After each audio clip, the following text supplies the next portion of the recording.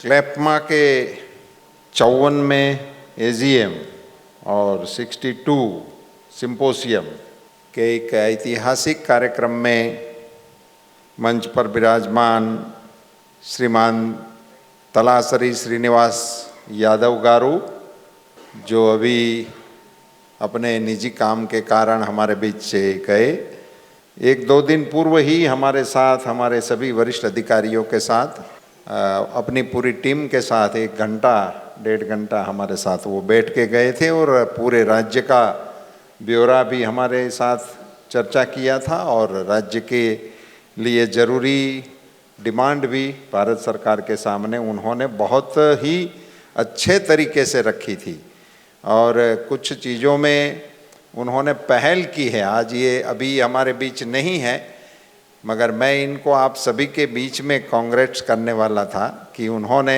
कई मायने में पहल करके देश को भी अच्छी तरह से दिशा देने का काम तेलंगाना सरकार ने किया है।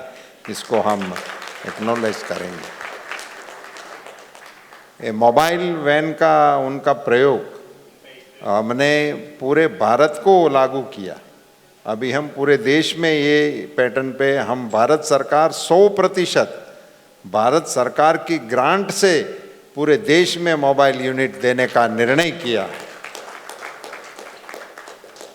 सो आपके यहाँ आपने शुरू किया था, इसमें अभी कोई क्षति होगी, कोई कमी होगी, कोई एरिया छूट गया होगा, वो सारा हमारे भारत सरकार की ग्रांट से आप पूरा कर सकते हैं।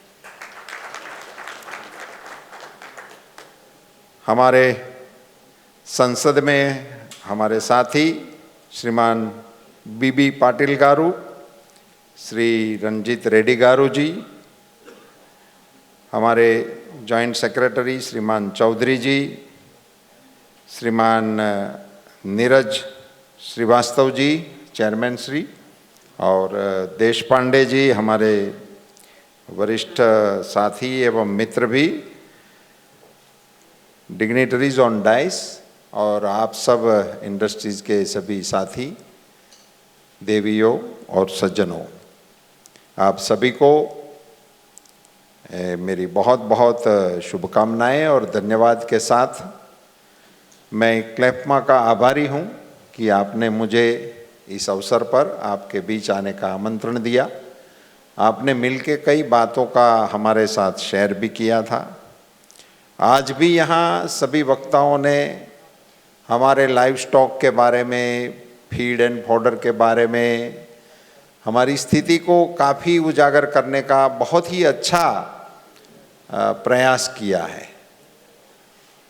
हमारे देश की इकोनॉमी में एग्रीकल्चर का जो महत्व है वो बिना लाइव स्टॉक के अधूरा है, वो लाइव स्टॉक के साथ ही पूरा होता है।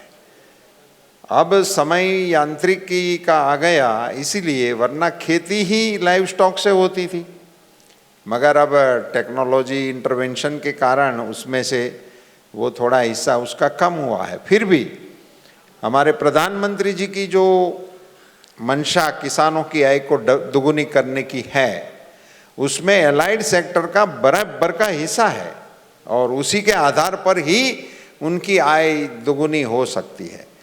2 एकड़ का टुकड़ा है, उसी में से एक लिमिटेशन से आप कितना क्रॉप ले पाओगे, उससे ज़्यादा नहीं ले पाओगे।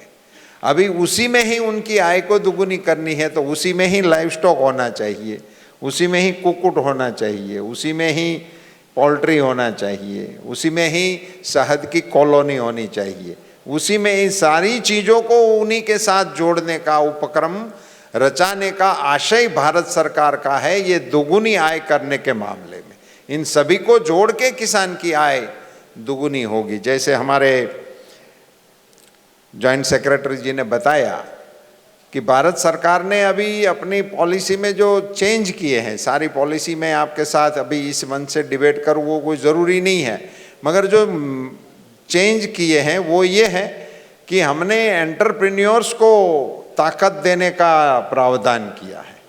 सो ये बहुत ही बड़ा एक बदलाव है। आप एंटरप्रेन्योर्स को हम सब्सिडी भी दे रहे हैं, इसको क्रेडिट भी दे रहे हैं, और इसको टेक्नोलॉजिकल सपोर्ट की आवश्यकता है तो वो भी देने की हमारी योजना में हमने इसको शामिल किया है। ऑर्डर का जो विषय है आपका, और आप बता रहे थे कि हमको समय इसमें व्यतीत हो जाता है इंपोर्ट करने में, मगर आपने आज का ही न्यूज़ मेरे दोस्त मुझे बता रहे थे, आपने पढ़ा होगा कि हमको ये सुनाया जा रहा है कि ये इंपोर्ट करने की वजह से लोकल किसानों को इसकी दाम नहीं मिलेगा। ये दूसरा पक्ष है और ये चलता ही रहेगा। एक आयात करने वाले का पक्ष होता है, एक उसके खिलाफ का पक्ष होता है। और भी ये इन सारी चीज़ों का इस प्रकार से के मंच से हम किसी भी प्रकार का निवेदन करके इसको कंट्रोवर्सी की ओर ले जाने का प्रयास हमें नहीं करना है और करना भी नहीं चाहिए। ये आवश्यकता के आधार पर उसको भारत सरकार ने बहुत सोच समझ के परमिशन दिया है और किसी भी इंडस्ट्रीज को बचाना, उसको आगे बढ़ाना, उसको खड़ा रखना, ये भारत सरकार का दायित्व है और इस दायित्व का निर्वहन करने हेतु हमने ये निर्णय लिया है और आगे भी जरूरत पड़ने पर इस प्रकार के निर्णय लेने में सरकार जरा भी हिचकिचाएगी नहीं। मगर मैं आपसे 2-3 बातें शेयर करना चाहता हूँ। ये फोडर के बारे में अवेयरनेस की बहुत आवश्यकता है। जो साधारण पशुपालक हैं उनकी समझ में ही नहीं है कि पशु को क्या खिलाना है। वो तो इनको 1 घंटे का छुट्टी देता है कि जाओ तुम कुछ भी खा के आ जाओ, उसके लिए कोई योजना ही नहीं करता है। वो एग्रीकल्चर में जो 0 बजट वाला चल रहा है ना, उसी प्रकार ये पशुपालन में भी 0 बजट पशुपालन कर रहे हैं। तो आप तो न्यूट्रिशन की बात कर रहे हो, आप तो प्रेग्नेंट काऊ के लिए अलग प्रकार का फीड चाहिए, जो दूध दे रही है उनके लिए अलग चाहिए, जो ड्राई है उसके लिए अलग चाहिए, जो इनके हिफर है उनके लिए अलग चाहिए। और ये इनकी ज़रूरत है, ये अब विज्ञान ने प्रस्थापित किया है। मगर इसकी अवेयरनेस उनके स्टेक होल्डर्स को होनी चाहिए। मुझे और आपको है, उनसे कोई बड़ा फर्क नहीं पड़ने वाला है। इसलिए मैं इंडस्ट्री से अनुरोध करता हूं कि आप पशुपालकों के बीच इनके जन जागरण के प्रोग्रामों को भी आपकी एक्टिविटी का एक हिस्सा बनावें। आपकी क्लाफमा की एक्टिविटी का ये एक हिस्सा होना चाहिए। इसके छोटे छोटे गांवों में जाके पशुपालकों के बीच इस प्रकार के कार्यक्रमों को करना, उसकी जानकारी इनको देना, तभी ये लोग इस प्रकार के फोडर की ओर आगे बढ़ेंगे। अभी तो मेरे सामने जो प्रदर्शन अभी मेरे इतने छोटे कालखंड में आ गए हैं, उसमें रेडी टू ईट अब आ गया है फोडर में। और इसमें ये ड्राई फोडर को और ग्रीन फोडर को और फिर इसमें न्यूट्रिशन को मिला के फिर इसका थोड़ा प्रोसेस करके इसको रेडी टू ईट बनाया जा सकता है और बहुत ही अच्छा पौष्टिक ये खुराक बन जाता है पशुओं के लिए।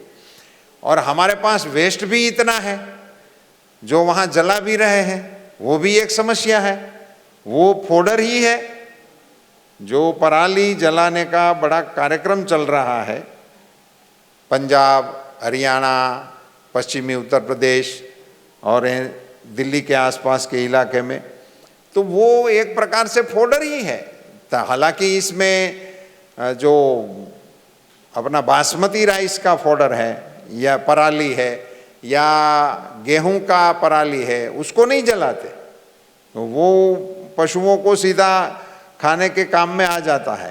ये नॉन बासमती राइस की जो पराली है उसी को ही जलाने का काम करते हैं। और उनका क्वांटम जो है वो आपको सुनेंगे, आप इंडस्ट्री के लोग बैठे इसलिए आपको बता रहा हूँ, वो 13 लाख टन का उनका क्वांटम है। उतना मटेरियल है जिसको जलाए जा रहा है।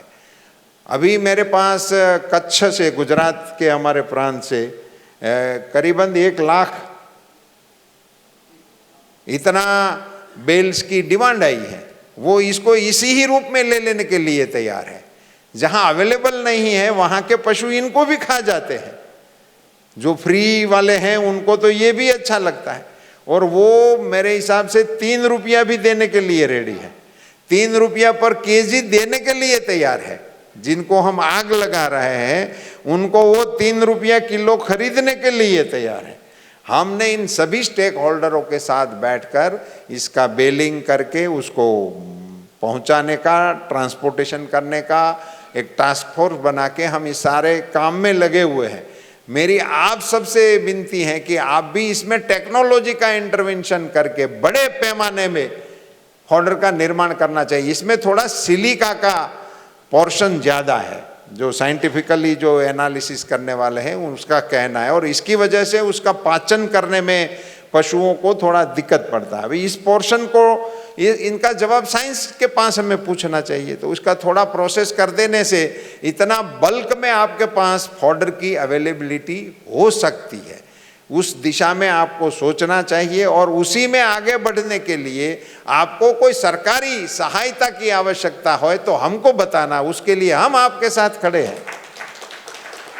मगर इसको जैसे आपने बताया कि इन लोग सब आप इकट्ठा होके सामना करें किसी समस्या का, तो समस्या कैसे भी समाधान, आपके एसोसिएशन के बारे में हमारे पांडे जी बता रहे थे तो पता लगा कि भी आप सब साथ मिलके समस्याओं के समाधान के लिए सब मिलके समाधान समस्या का ढूंढने का मतलब क्या होता है। हमारे शास्त्रों में बताया गया है कि जब सीता जी की शोध में सेना समुद्र के किनारे पे आके रुक गई और फिर सब बैठ गए, तो समुद्र आ गया ढूंढते ढूंढते, अब आगे तो दरिया है, कहाँ जाए।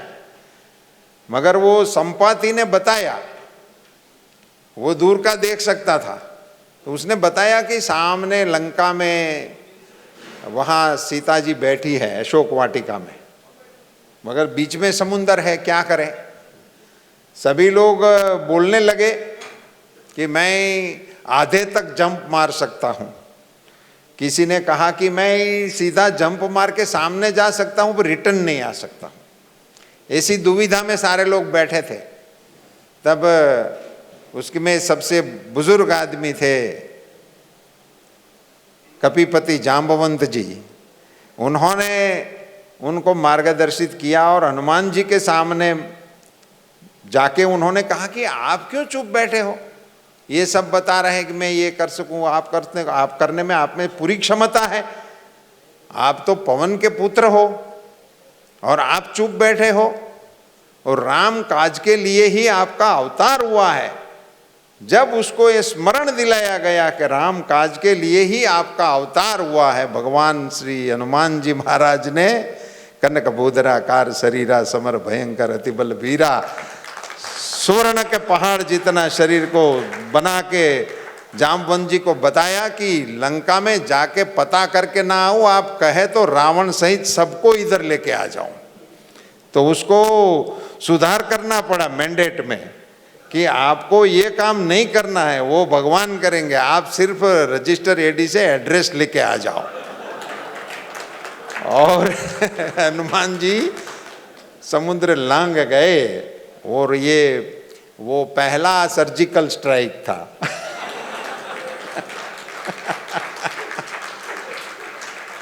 और बिना पासपोर्ट के पहली बार जाने का भी ये प्रयास था। उसके बाद ये सारे कानून नियम लगाने का शुरू हो गया है।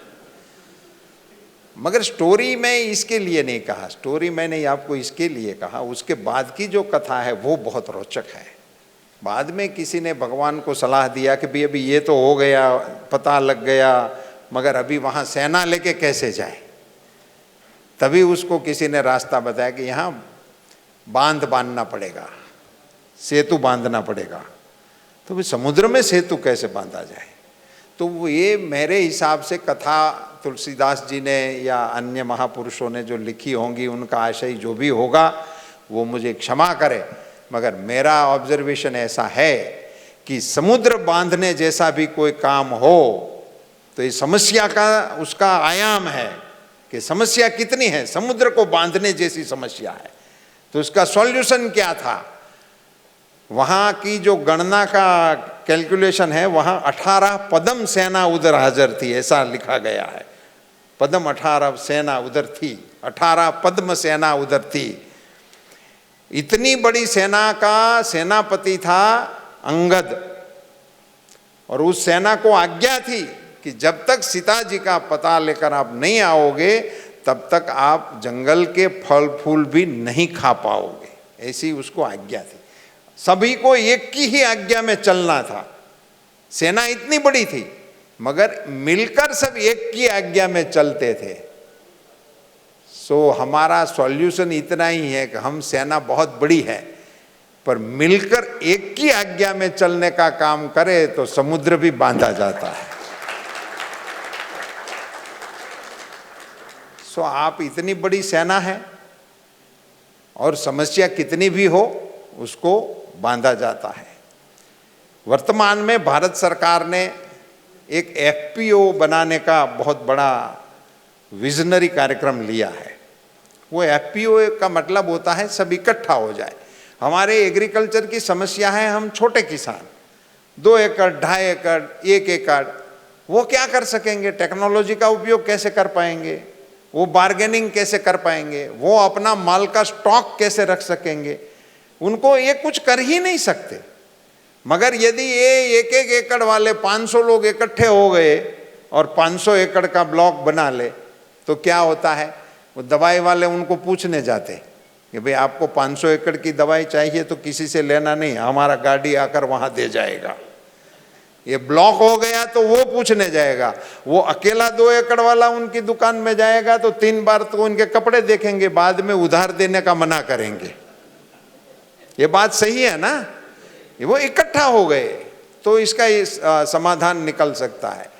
उसी आधार पर हमने कानून जो बनाया था, जिस किसान कानून के बारे में बहुत ही वो चल रहा है, उसी में मैं अपने रंजीत रेड्डी जी को बता रहा था कि ये हमने कानून में कॉन्ट्रैक्ट फार्मिंग को आधार देने का प्रयास किया था। अब कॉन्ट्रैक्ट फार्मिंग का आपकी सोया की खपत के साथ क्या ताल्लुकात हो सकता है। आपकी इंडस्ट्रीज को पता है कि आपको कितना सोया चाहिए, आपको पता है, ठीक है ना। अब आपको पता है उतना सोया पैदा करने के लिए कितना जमीन चाहिए, वो भी आप कैलकुलेट कर सकते हैं। और उसी जमीन के लिए आपको कितने किसान चाहिए उसका भी आप हिसाब किताब लगा सकते हो। और उसी में रंजीत सिंह जैसे आदमी को बिठाकर इन सभी लोगों को इकट्ठा करके इन लोगों के साथ इंडस्ट्रीज का समझौता हो जाए कि आपका सोया हम इसी भाव से हम खरीद ही लेंगे। सो किसान निश्चिंत हो जाएंगे कि भाई उनको क्या भाव मिलेगा, इसके लिए वो नहीं खेती करते हैं। किसान को पता हो जाता कि मुझे मेरे इस सोया बोने से इतना आमदनी होनी है और वो तय हो जाता और उसको संतोष हो जाता तो वो इतना सोया आपके लिए लगा देंगे। आपको सोया मिल जाएगा, उनको इनका भाव मिल जाएगा, दोनों का काम हो जाएगा और वो कानूनी तरीके से कॉन्ट्रैक्ट फार्मिंग के माध्यम से आप कर सकते हो। इसका कोई नुकसान कोई नहीं कर सकता। इसलिए एक कानून हम लाए थे कि आप भी कर सको और इससे 2-3 समस्या का समाधान हो सकता है और डाइवर्सिफिकेशन भी हो सकता है। कभी कभी क्या होता है हम किसानों के साथ, अभी इस साल जिस चीज़ का भाव बहुत बढ़ जाता है तो सारे किसान उसी में आ जाते हैं और जब सारे किसान एक तरफ आ जाते हैं तो उसका प्रोडक्शन इतना ज़्यादा हो जाता है तो डिमांड एंड सप्लाई का जो रूल्स होता है वो अपना कमाल दिखा के उसके प्राइस को डाउन कर देता है। तो प्रोडक्शन हो जाने के बाद भी समस्या खड़ा होता है। इस प्रकार से ये कॉन्ट्रैक्ट फार्मिंग के जरिए यदि इंडस्ट्रीज और किसान साथ मिलके काम करते हैं तो दोनों को दिक्कत आने की संभावना नहीं होती है। तीसरा दूसरी एक बात, ये तो थोड़ी सब साथ मिलके काम करने की प्रैक्टिस में हम लगेंगे तो होंगे। हम आपको ये आश्वासन देंगे कि यदि इंडस्ट्रीज को पता लग जाता है कि भी आने वाले 6 महीने के बाद ये दिक्कत होने की संभावना है, आप हमको उसी समय चेतावनी दे देना। हम तभी से आपके पक्ष में काम करना शुरू कर देंगे और इसका रास्ता निकालने का प्रयास करें। ये ज़रूरी है। मैं आज आपके बीच में इस आपके एजीएम के और सिंपोसियम के कार्यक्रम के तहत आया हूँ। मैं आपको आमंत्रित करता हूँ कि हर 3 महीने आपके ग्रुप के 5-7 लोग हमको ऐसे ही मिलने आया करो। कोई प्रश्न हो तभी आना ऐसा कोई ज़रूरी नहीं है।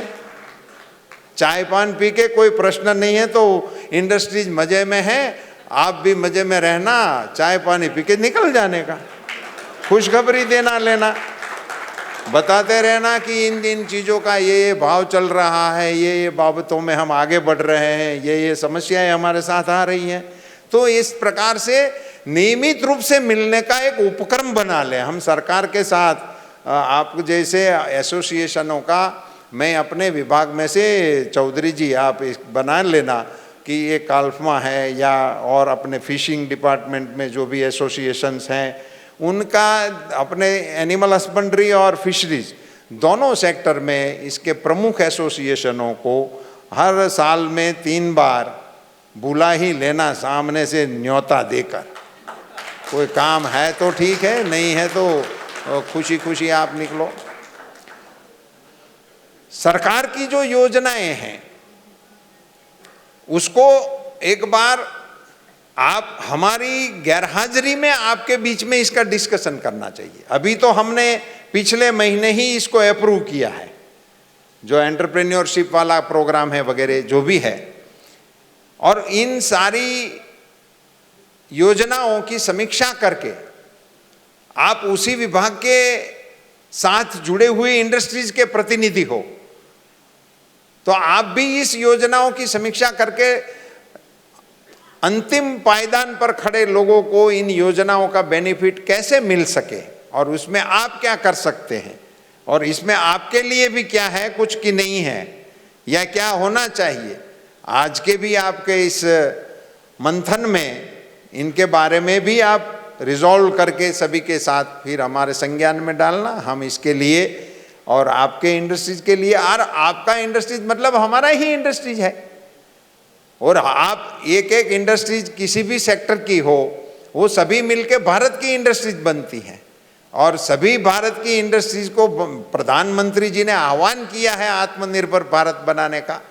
उसका लक्ष्य यह की है कि हमें भारत में कम से कम आयात करने की स्थिति में होना चाहिए, कम से कम कुछ भी चीज हमें आयात नहीं करनी चाहिए। और आपका तो ये फोल्डर वाला जो इश्यू है उसी में तो हम अभी जितनी हमारी आवश्यकता है उससे 10-15% ही बना रहे हैं, अभी तो इसमें स्कॉप ही बनाने का हमने शुरू नहीं किया है।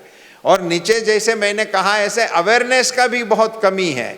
सो इस प्रकार के फूड को प्रयोग में लाना और इनसे उनको क्या बेनिफिट है, उसमें उसके दूध के उत्पादन में क्या बेनिफिट मिलता है, उसके लिए किसानों को, पशुपालकों को अवेयर करने की बहुत आवश्यकता है। उसी पर भी हमें सभी साथ मिलकर काम करने की जरूरत है। मैं मानता हूं हमारे देश की जो पहचान थी, मैं आपकी जानकारी लेके शेयर करता हूं, अभी तो हम ये ट्रिलियन इकोनॉमी और ये सब बातों में आ गए हैं तो हमारा संज्ञान थोड़ा हट गया है, वरना इस भारतवर्ष में धनवानों की गिनती करनी होती थी तो वो कहाँ से शुरू होती थी। उसका एक सुंदर श्लोक है, गोधन गजधन वाजीधन सबे रतन धन खान। रत्न वगैरह जो आता था उसका नंबर 5वां था। पहला नंबर धन में आता था गोधन, दूसरा नंबर धन में आता था गजधन, अश्वों का मालिक जो होता था वो धनवान माना जाता था, और तीसरा धनवान माना जाता था जिसके पास हाथी होते थे, गजधन होता था। गोधन गजधन अश्वधन सबे रतन धन, जिससे संतोष की बात अलग है, मगर गोधन सबसे प्रायोरिटी में माना जाता था और इसी के आधार पर उसको समाज में प्रतिष्ठा मिलती थी। ये वासुदेव को महाराज मानने की जो कल्पना शास्त्रों में की गई है वो उनके गोधन के आधार पर थी। उसके पास 9 लाख गायें थी, ऐसा पुराणों में वर्णन आ रहा है, और इसी के आधार पर वो माना जाता है। और मैं मानता हूं कि ये पौराणिक काल्पनिक कथा ये नहीं है। आप सबके सामने मैं बुलंद आवाज में कहना चाहता हूं, आज आप कल्पना करिए आपके पास 1 लाख गायें हैं तो इसका अर्थ क्या होता है आप आज भी देख के करिए, आज भी कर सकते हैं। ये दुनिया में मैं पढ़ता था तो खंडों जोड़ने के मार्क आते थे, एक एक मार्क के जो कॉलम जोड़ने के प्रश्न आते थे, उसमें आता था ब्राज़ील और सामने लिखा होता था रबर का देश, और इनको जोड़ते तो 1 मार्क मिलता था। वो ब्राज़ील की इकोनॉमी रबर थी, आज ब्राज़ील की इकोनॉमी गाय है, गाय आधारित इकोनॉमी हो गई ब्राज़ील जैसे देश की। और गाय भी हमारी, गाय भी ब्राज़ील की वेस्टर्न नस्ल की नहीं, गाय भी गिर गाय, हमारी गुजरात ब्रीड की गाय। वो महाराजा ने उनको भेंट दिया, उसको पता लग गया कि इसका पूजन करने की आवश्यकता नहीं है, उसका पालन करने की आवश्यकता है।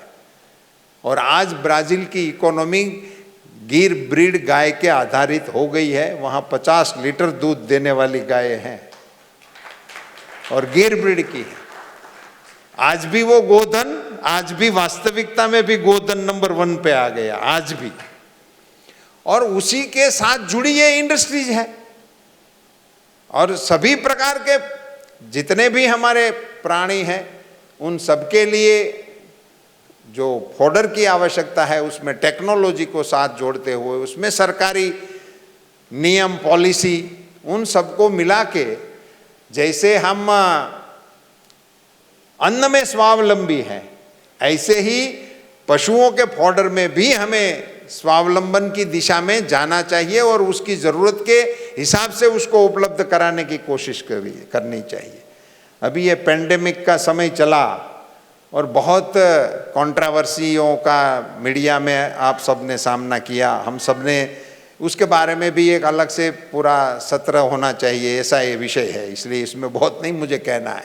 मगर उस पेंडेमिक के काल के कारण वैक्सीन बहुत बढ़ गया, उसका चर्चा में बहुत हो गया, आएगी नहीं आएगी, कहाँ से आएगी, कौन खरीदेगा, कौन पैसा देगा, सरकार, भारत सरकार नहीं देगी, राज्य सरकार खरीदेगी, इन सारे मसले चले।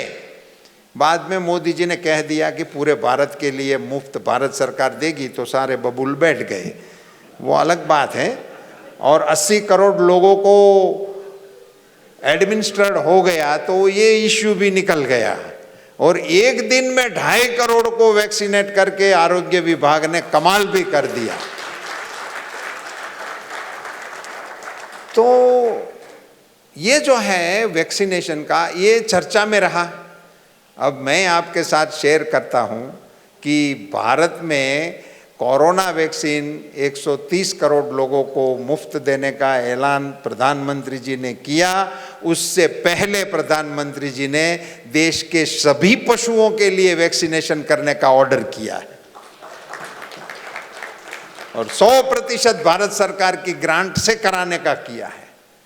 वो हमारा इस वैक्सीन का तो बाद में आया।